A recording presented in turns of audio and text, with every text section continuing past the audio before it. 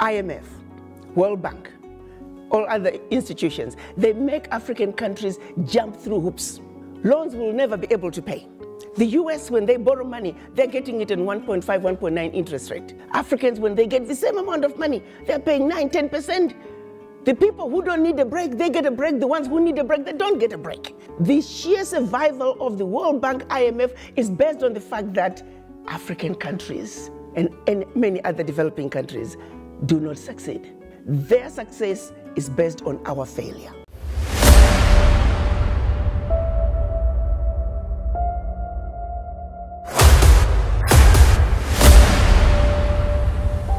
This is the journey to one Africa.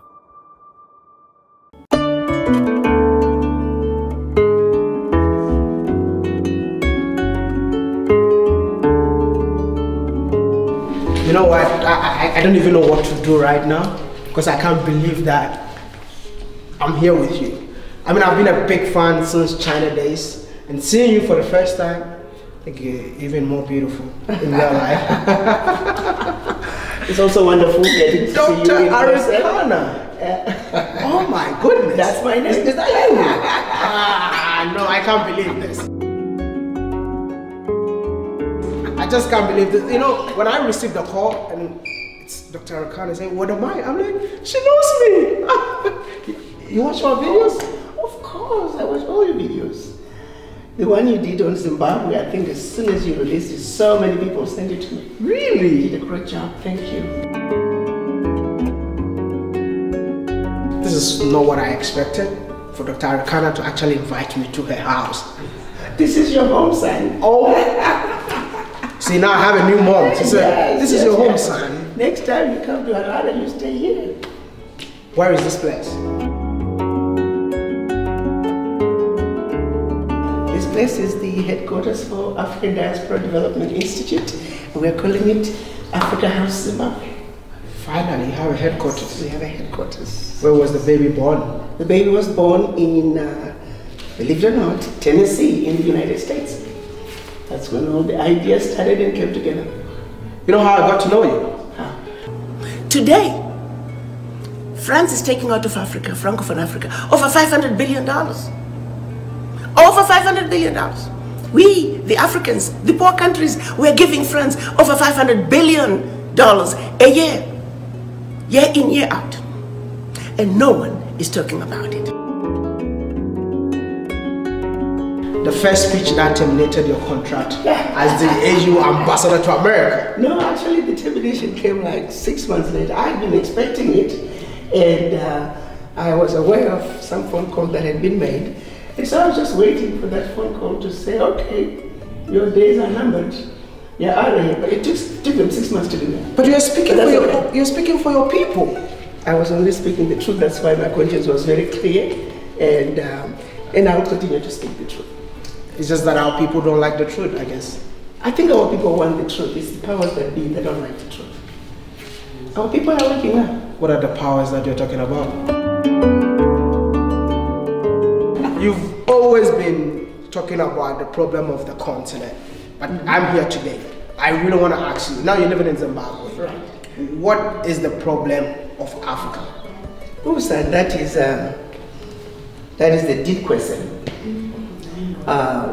Deep as it is, it's also a very simple one at the same time. I like to take it back to when we were getting our independence.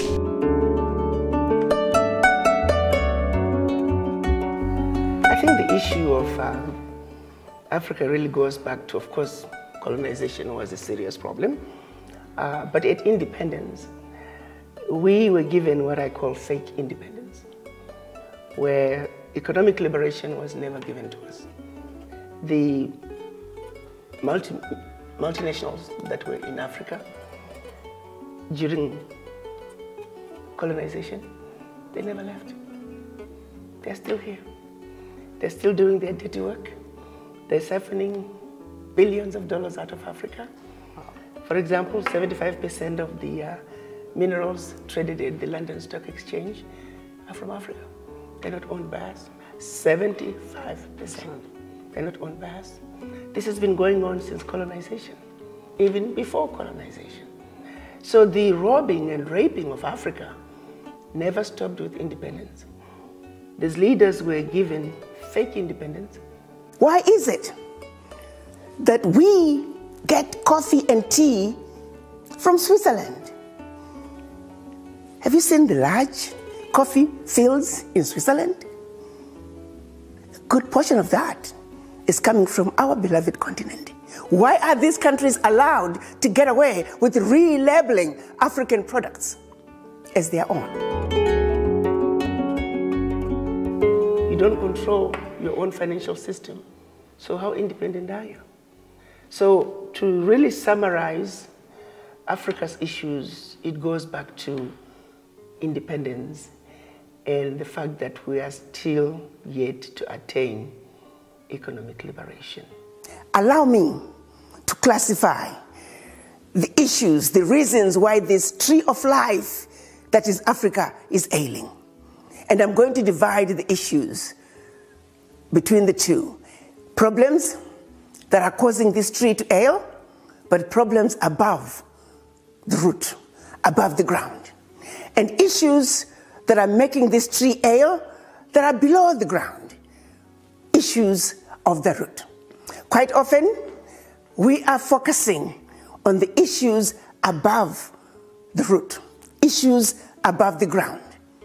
Issues like the leaves and the flowers and the fruits and the branches that are falling off one season after another.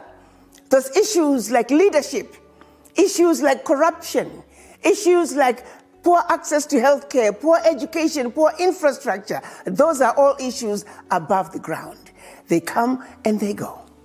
We change leaders every day in Africa. But tell me one African country that changed a leader and things changed. We might see some improvement, but fundamentally.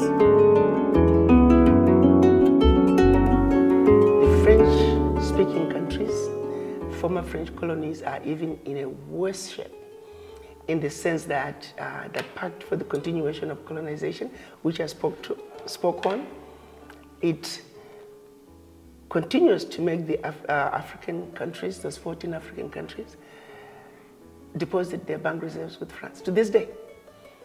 The only difference is it started at 85% and now it's down to about 55, 65. But they're still depositing their bank reserves. And if they wish to borrow some of that money, they've been depositing for years, they have to put in an application as a loan. And they can only access 20% of what they deposited the previous year as a loan at commercial interest rates. I want to underscore that. They can only borrow their own money upon approval of an application after submitting their country financials. If approved, they can only access 20% of the previous year's deposit as a loan at commercial interest rates. That is our reality. It gets better. They were also told that if you need any military equipment, you can only purchase it from France. Your military can only be trained by France. That France will have military presence in your own country and can invade you without notice should they feel French interests are being violated. Language of instruction shall be French. All your minerals discovered, yet to be discovered, France has the first right of refusal. All the contracts, big contracts, private and public, French companies have the first right of refusal. Now, my brothers and sisters, sons and daughters, if you were to go home and run for president, and your first day in office, your chief of staff comes to you and says, oh, by the way, Mr. President, Madam President, before you start, I must read you the do's and don'ts as stipulated by the Pact for the Continuation of Colonization. And your chief of staff reads this to you. What power do you have? We don't even print our own money, most of the countries in Africa. Forget printing money. When you have to borrow your own money, how much power do you have? Because printing money, you also have to pay for printing your own money for you. They are printing their money for them.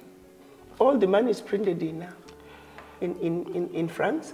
It gets worse. So you give up your financial control, your military equipment, training has to be done in France.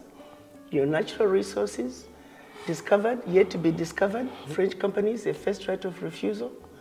So you've given up your natural resources, you've given up your military control, you've given up your financial control, and you still call that person a leader. What are they leading? You have stripped them of anything that they can do to be a true leader. That's why I say it's a fake independence.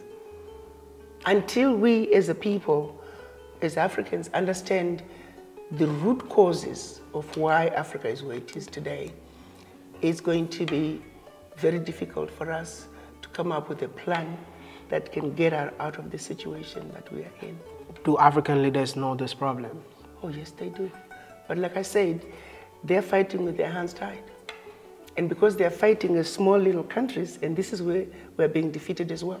Then they followed it with colonization, a systematic way of saying now that we have made the African believe that everything African was bad and everything European was better. Let's take it to the next level.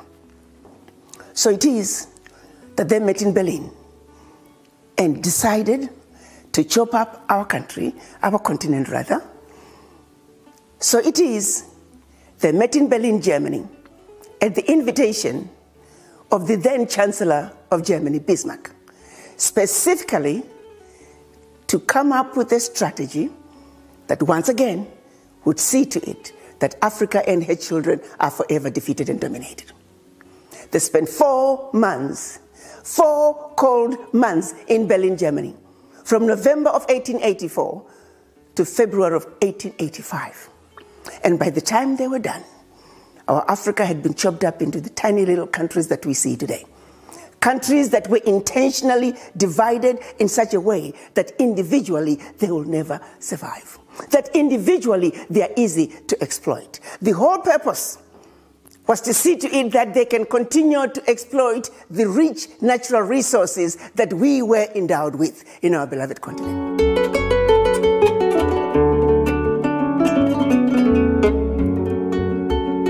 How do you think Togo is going to push back against China? How is Togo going to push back against European nations? Are you with me? That is the biggest problem. So which means that we need to unite as no question about it. That's what Kwame Nkrumah was talking about. That's what the Casablanca group was all about. We cannot survive without unity. End of story. So really, of the pillars of development, of the pillars of Africa's development and Africa's unity, which you talk about, we need our own financial system, our own single currency, central bank, monetary fund, stock exchange. African, we need our own military. We need our own, now we managed with trade. That's the only one we've managed to really begin to show and have a semblance of some unity through the AFCFTA. I think it's just a building. It's a building, and its implementation is going to be a challenge. Even now, as we speak, you had problems coming here. You say, why should you have problems traveling throughout Africa if we now have the free trade area? Why are we now not just traveling freely? That free movement of people, it's spoken about, but it needs to be actualized. Why do Africans still need visas to travel in Africa?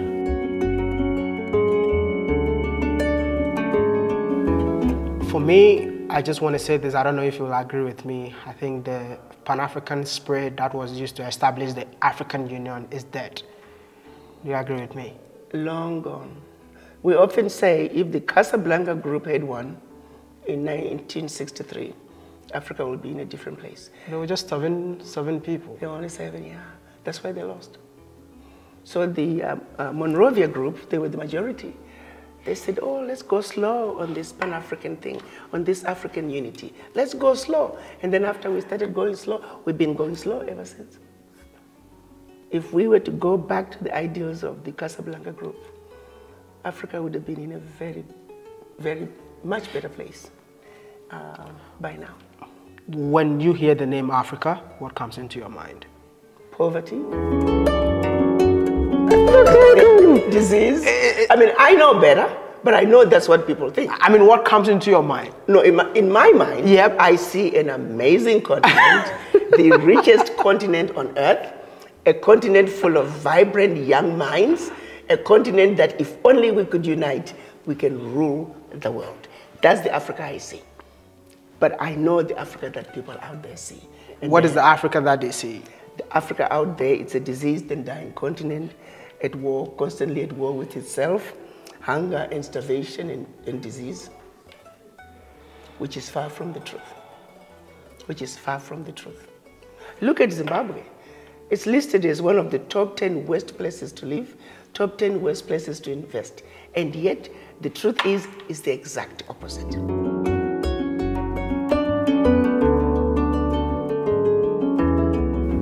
We need to have a borderless Africa. Absolutely. To allow Africans to start investing from different African countries.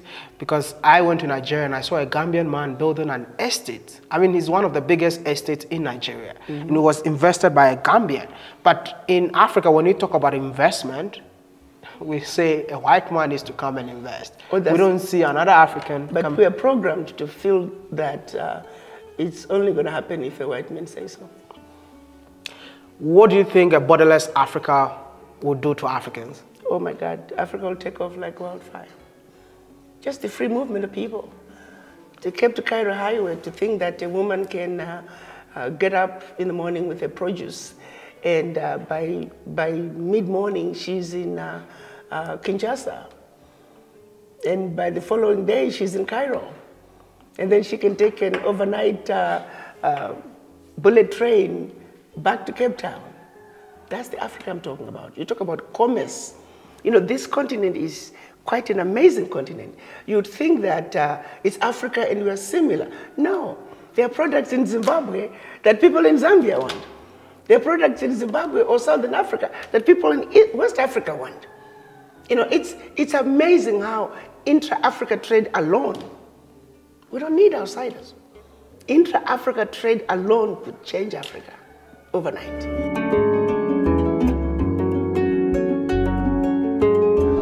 I don't see the reason why these leaders, they must sit down and try to, encourage each other. I don't know what's happening with this leadership.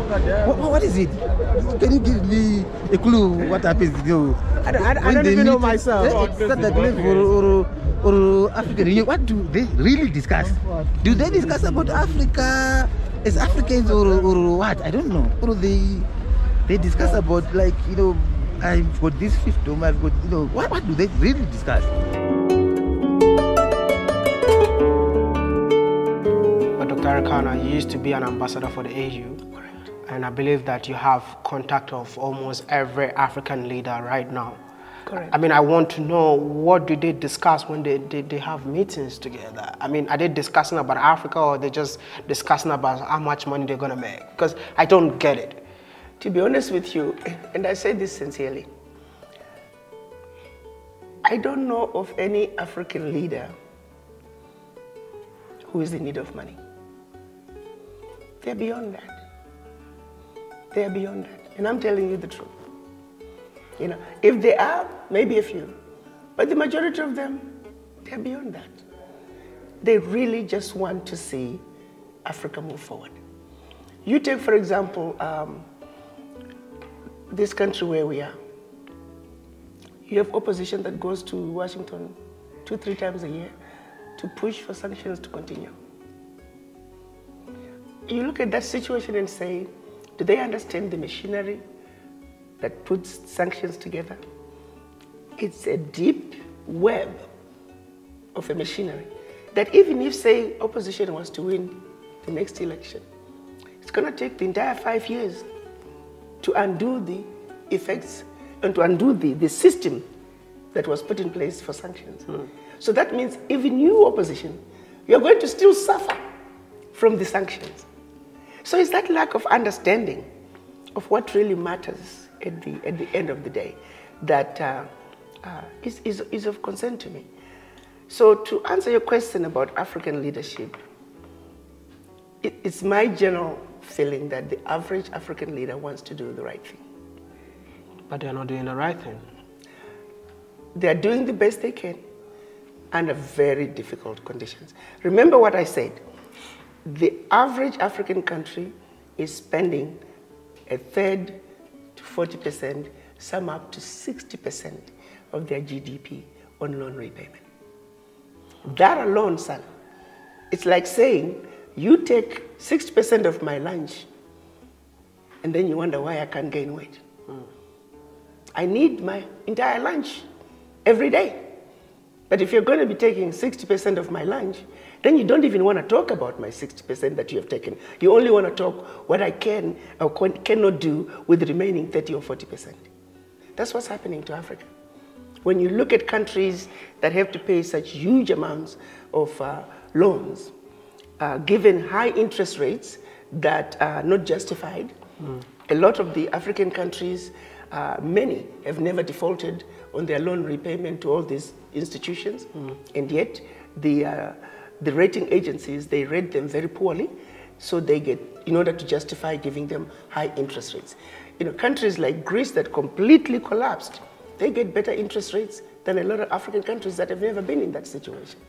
The international finance system must be analyzed, and we're asking those involved to give Africans a break, and that we must treat Africa fairly. We must demand that.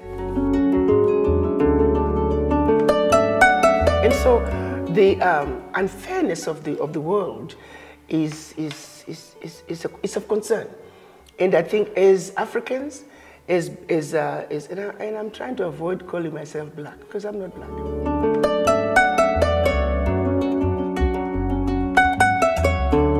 We must understand what is really going on. So because before I start trying to defend myself as to why I can't function with 35–40%, I need to first of all expose you for stealing from me. That's not happening. Oh, let's not talk about that. Easy. Let's just concentrate on why you can't feed your children. But let's not talk about me stealing from you. And now, like I was telling you, the stealing, the bullying and the stealing has been going on for so long. Now, they don't even bully us anymore. They don't even steal from us anymore. We bring it to them. We've been so programmed and beaten down. I want us to understand our Africa from that depth, where we realize we are being controlled. And if I can take you to why I no longer want to call myself black, because I'm not black. Because the issue of blackness was introduced in order to introduce white supremacy. Wow.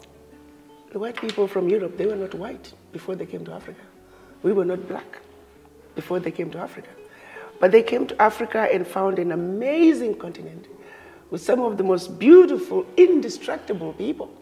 But more importantly, the realization that the black gene, the African gene, is the only dominant gene on Earth. Genetics 101. We cannot be destroyed. An African mates with any person from anywhere on Earth, the child is black. Because the African gene is indestructible. It is the only dominant gene. The rest of the genes around the world, they are recessive and they can be destroyed.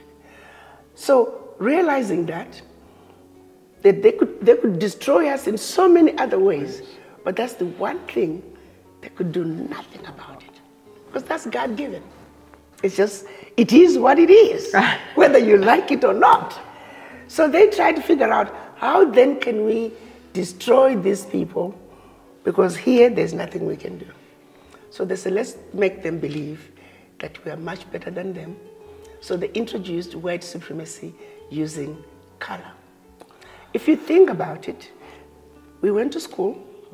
They taught us about the different colors: green, yellow, orange, blue, what have you, black and white. But they chose only 2 colors to give attributes to. Yep. The attributes to the white color: beautiful, pure, desirable; black, undesirable, you know the rest. And then they said, let's go to church. Then when we went to church, they taught us about heaven and hell. And they said, heaven, they are angels, they are white. And oh, by the way, we are also white. We don't look white. We are kind of pinkish and variations of pink, but never mind that. We are white like the angels. And oh, there's a place called hell. There's this monster that eats people and does all the horrible things. And by the way, that monster is black. Like you. It's the devil. Like you. And we said, okay, think about it. Do you know how long ago this lie has been told? They are not white. We are not black. Yep. But it was used, so every time we go to church, we are worshiping the angels, we are worshiping them subconsciously. And every time we denounce the devil, we're denouncing ourselves because we look like the devil. We are on automatic pilot of sheer stupidity. I was talking to a friend the other day. I said, I don't know about you. I just kind of jumped in on her. I said, so where is your heaven? I said, my heaven is on the left side. And the angels over there, I have my own idea of heaven, and I have my own, my hell is on the right side. She says, oh, mine is the opposite. My heaven is on... where is your heaven? I guess my heaven is in the center. Eh? It's in the center. It is the most stupid thing. That's our program. We have some, you know, do you have, how do your angels look like? They're whites in color. And describe your devil to me. Black. Yeah. That's what I'm trying to say. So I'm the devil myself then, since I also black. There you go. When are we going to break the cycle of the lies? The subliminal messaging is what has propelled and propagated white supremacy. And it was a simple concept. The angels are white. White people are white when they're not white. That's a lie. The devil is black, and you Africans, you're black like the devil. I refuse to be called black because I'm not. And we've got to put an end to the subliminal messages when we can begin to call ourselves Africans. That's it. I've been telling so many Africans that you are an African, not an African. You know, like, we don't believe in ourselves that we can do so many things. That's right. So I don't know if you've heard emphasize on black. Oh, we black people. Oh, we black people. What about we Africans? The mothers and fathers of humanity, the origin of civilization, the ones who taught the world what it means to be human. That's we, the Africans. Why can't we emphasize on that? We don't, because we're programmed to just demoralize ourselves.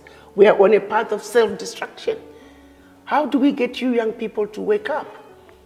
Because we are in a trance. A trance of sheer stupidity. Some of the things that we do as Africans, as people of color, things that we could do to help ourselves, we do not do. We are in a trance. We've been put to sleep. What is it going to take for us to realize that we are asleep and we need to wake up? Self-hate in Africa. Oh, it's big. Subliminal messaging. That's where we began the self-hate, the mistrust of each other, the lack of appreciation, an idea that is coming from your brother, an idea that is coming from your sister, because we are taught to dislike anything to do with us. It's really huge. Huge. And that is the biggest enemy right now. A colonized African mind is the worst thing Africa can have. I mean, if you have a message to Africans in terms of self-hate, what would that message be? I would say, wake up, Africans. Understand yourself. Understand you're a victim of white supremacy. That you are the origin of humanity, and without you, the rest of the world wouldn't be. Without Africa? Without Africa. The world cannot function. Absolutely. The world needs Africa. Africa does not need the world. And that's a fact, and they know it. There is nothing that we need that we cannot find in Africa. Fact.